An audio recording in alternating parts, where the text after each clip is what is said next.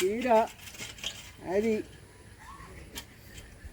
ഓരോന്നായിട്ട് ഇതിൽ ചീര അരി ഈ ട്രാക്കിലൂടെ ഇട്ട് കിളിപ്പിക്കുകയാണ്. കിളിപ്പിക്കുക എന്ന് പറഞ്ഞു കഴിഞ്ഞാൽ പറിച്ച് നടുവിലില്ല. പിന്നെ ഇതിനകത്ത് ഇനി ചാണകപ്പൊടി ഇടും. അതിനുശേഷം ചീര അരി ഓരോന്നായിട്ട്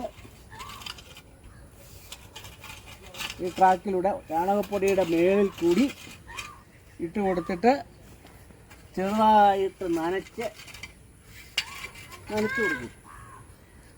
അപ്പോൾ ചീര നമ്മൾ നടാതെ, അതായത് പറിച്ച് നടാതെ ഈ ട്രാക്കിൽ ഓരോന്ന് എടുത്തിട്ട്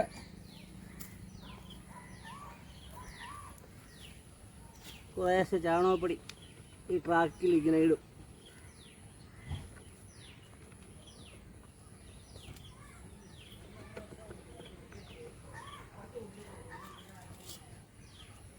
ഇതിൻ്റെ മേളിൽ ഇനി ചീര അരി ചെറുതായിട്ടിട്ട് കൊടുക്കും.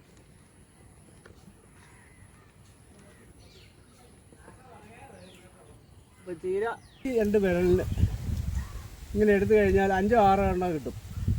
5-6 എണ്ണം കിട്ടത്തക്ക രീതിയിൽ ഇങ്ങനെ അങ്ങ് ഇടും. ഇതാണ് എൻ്റെ ചീര നടീല്. ചീര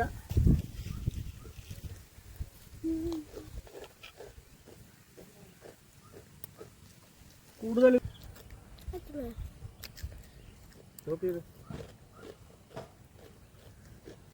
ചാണകപ്പൊടി ഇട്ടു, ചീര വിട്ട് അതിൻ്റെ മേലിൽ കൂടെ ഇട്ടിട്ട് വളരെ കട്ടി കുറച്ച് ആ ചാണകപ്പൊടിയുടെ മേളിലോട്ട് ചെറുതായിട്ട് വെള്ളം സ്പ്രേ ചെയ്ത് കൊടുക്കുകയാണ്. അപ്പോൾ ആ വിട്ട് ചാണകപ്പൊടിയിലോട്ട് ഇറങ്ങി അവിടെ പറ്റി പിടിച്ചിരുന്നോളും. ചാണകപ്പൊടിയിലോട്ട് ഇറങ്ങി പറ്റി പിടിച്ചിരുന്നോളും. ഈ ഉറുമ്പിന് അരി പൊടിച്ച് അരി ഞുറുക്കിയത് ഇതിൻ്റെ മേളിലിട്ട് കൊടുക്കും, ഉറുമ്പ് കൊണ്ടുപോകാതിരിക്കാൻ.